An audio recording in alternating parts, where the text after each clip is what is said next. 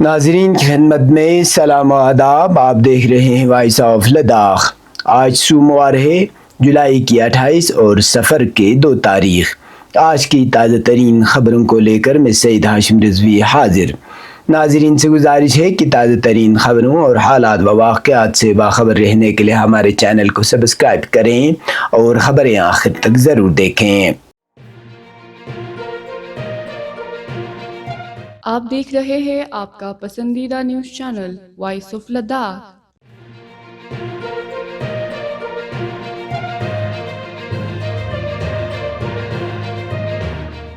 Lieutenant governor Ladakh Kavinder Gupta نے اپنے پہلے دورے کرگل کے موقع پر 180.24 کروڑ روپے کی لاگت سے مختلف ترقیاتی منصوبوں کا افتتاح کیا اور سنگ بنیاد رکھا، جن میں دریائے سرخ پر 300 میٹر موٹریبل پل، سڑکوں کی توسیع، آبپاشی کنال اور شمسی پمپوں کی تنصیب شامل ہے.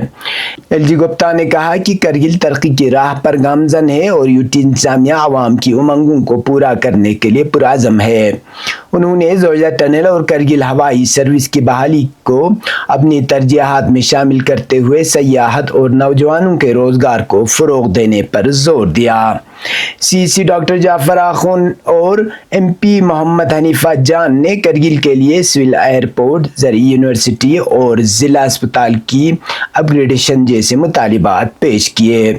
تقریب میں عوامی نمائندوں، افسران، مذہبی و سماجی شخصیات اور ثقافتی گروہوں نے شرکت کی.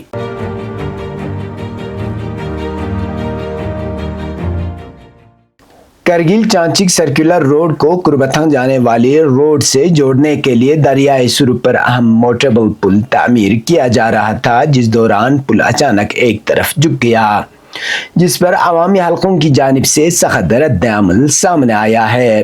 یہ واقعہ اتوار کی صبح اس وقت پیش آیا جب پل پر کام جاری تھا اور اچانک پل ایک طرف جھکنے لگا. واقعے کے فوراً بعد سوشل میڈیا پر شہریوں نے تشویش کا اظہار کرتے ہوئے الزام لگایا کہ پل کی تعمیر میں غیر معیاری مواد کا استعمال کیا گیا ہے، جس کے باعث پل ابھی مکمل ہونے سے قبل ہی جھک گیا. کچھ افراد نے یہ بھی کہا کہ تعمیراتی کاموں میں غیر ذمہ داری اور لاپرواہی برتی گئی ہے.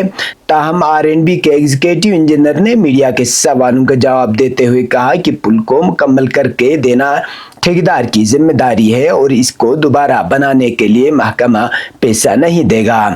انہوں نے کہا کہ پل تقریباً مکمل ہو گیا تھا اور کچھ اہم کام کرنے کے لیے جک لگانے کے دوران ہائیڈرولک لیک ہو گیا اور اچانک پل نیچے کی طرف آ گئی، جس سے پل ایک طرف جھک گیا.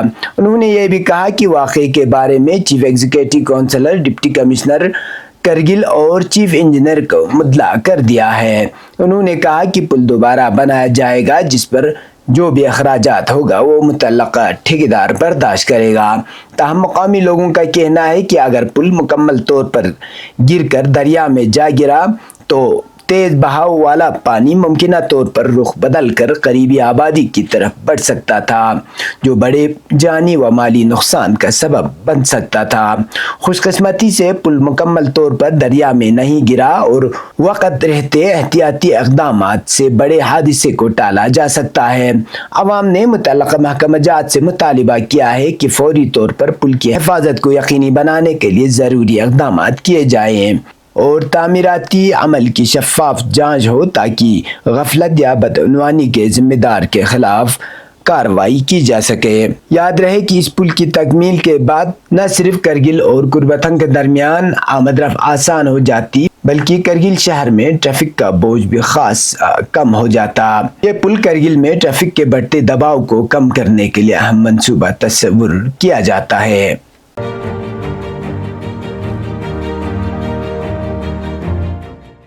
لیفٹیننٹ گورنر لداخ کویندر گپتا نے اپنے دورے کرگل کے دوران لداخ پہاڑی ترقیاتی کونسل کرگل کے کونسلروں اور ضلع محکموں کے سربراہان کے ساتھ الگ الگ تعارفی اجلاس منعقد کیے. انہوں نے وزیراعظم ہند کی طرف سے سونپی گئی ذمہ داریوں کو احسن طریقے سے نبھانے کے عزم کا اعادہ کرتے ہوئے کہا کہ لداخ کے عوام کی فلاح و بہبودی کے لیے اسٹیک ہولڈرز اور یوٹی انتظامیہ کو اجتماعی طور پر کام کرنا ہوگا۔ ایل جی گپتا نے مرکزی اسکیموں خصوصاً بیٹی بچاؤ بیٹی پڑھاؤ جیسے پروگراموں کی مؤثر عمل آوری پر زور دیا اور منشیات سے متعلق مقدمات میں کمی کے لیے پولیس کو بروقت اقدامات کی ہدایت دی۔ انہوں نے ترقیاتی منصوبوں کی بروقت تکمیل اور محکمانہ کاموں کے جلد جائزے کا عندیہ بھی دیا۔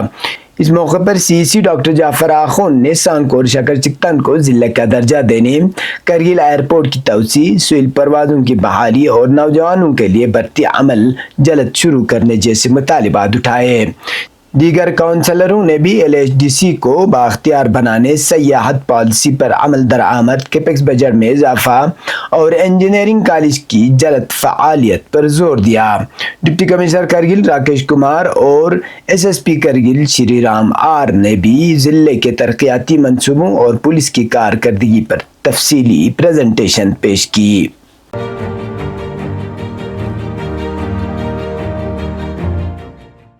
متحری ایجوکیشنل سوسائٹی کرگل کے زیر اہتمام آج بانی و سوسائٹی امام خمینی میموریل ٹرسٹ کرگل حجت الاسلام والمسلمین مرحوم شیخ محمد حسین ذاکری کی 9ویں برسی خمینی ٹاور کے کنونشن ہال کرگل میں منعقد ہوئی، جس میں علماء کرام، سماجی شخصیات اور بڑی تعداد میں مومنین نے شرکت کی۔ اس موقع پر مقررین نے مرحوم کی علمی، دینی اور سماجی خدمات کو خراج عقیدت پیش کرتے ہوئے کہا کہ مرحوم شیخ محمد حسین ذاکری کرگل میں عصری تعلیم کے فروغ کے لیے پیش رہے اور انہوں نے متحری اسکول کی بنیاد رکھی جو کہ ضلع کرگل کا پہلا انگریزی میڈیم ادارہ تھا۔ علماء نے کہا کہ مرحوم شیخ ذاکری ایک مخلص، دردمند مند اور دور اندیش رہنما تھے، جنہوں نے انقلاب اسلامی ایران کے بعد کرگل میں انقلابی بیداری کے لیے کوشاں رہے، لیکن بعض حلقوں کی مخالفت کے باعث وہ اپنی جدوجہد کو کھل کر جاری نہ رکھ سکے۔ امام خمینی رحمۃ اللہ علیہ کی رحلت کے بعد انہوں نے امام خمینی میموریل ٹرسٹ کرگل کی بنیاد رکھی، جو آج ایک منظم، باوقار اور وسیع البنیاد ادارے کے طور پر نہ صرف لداخ بلکہ قومی و بین الاقوامی سطح پر اپنی شناخت رکھتا ہے۔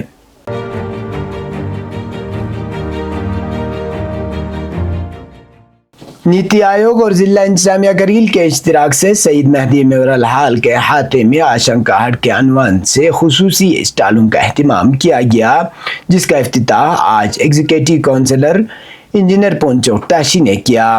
یہ 7 روزہ پروگرام مقامی دستکاری اور گھریلو مصنوعات کو فروغ دینے کے لیے منعقد کیا گیا تاکہ سیلف ہیلپ گروپوں کی آمدنی میں اضافہ ہو اور مقامی ہنرمندی کو معاشی ترقی سے جوڑا جا سکے۔ اس موقع پر ضلع بھر سے کل 12 سیلف ہیلپ گروپوں نے شرکت کی، جن میں 5 گروپ کرشا زنسکار سے جبکہ 7 گروپ کرگل کے دیگر علاقوں سے تعلق رکھتے ہیں۔ اس موقع پر چیف پلاننگ آفیسر محمد ہادی نے بتایا کہ اس اقدام کا مقصد خواتین اور دیہی کاریگروں کو خود کفیل بنانا اور مقامی مصنوعات کو منڈی تک رسائی فراہم کرنا ہے۔ اب پیش قومی اور بین الاقوامی خبریں۔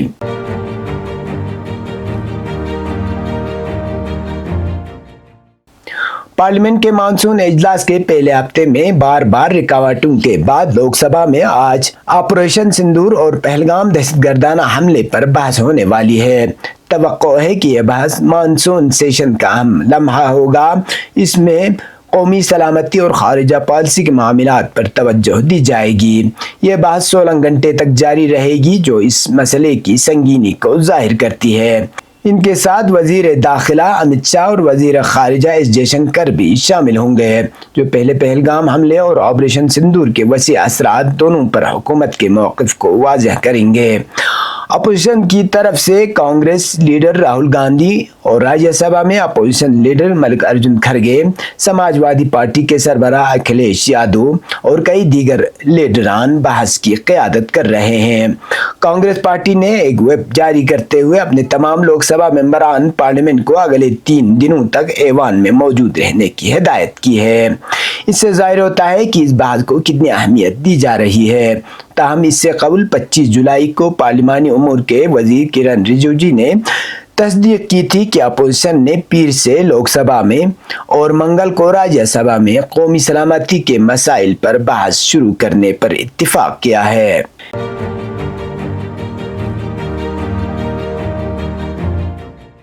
انسانی حقوق کے عالمی تنظیم یورومیڈ ہیومن رائٹس واچ کے مطابق صہیونی حکومت غزہ میں امداد رسانی کے سارے راستے بند کر کے بھوک اور فاقہ کشی سے اسلحے کا کام لے رہی ہے۔ انسانی حقوق کی اس تنظیم نے بتایا کہ غزہ میں ہزاروں سن رسید مرد و خواتین فاقہ کشی میں مبتلا ہے اور بڑی تعداد میں معصوم بچے کے ساتھ ہی ان کی جان بھی خطرے میں ہے، جبکہ بھوک سے 1200 سن رسید افراد کی موت کی تصدیق ہو چکی ہے۔ یہ تھے اب تک کی خبریں، اسی کے ساتھ مجھے اور میرے ساتھیوں کو دیجیے اجازت۔ اللہ حافظ۔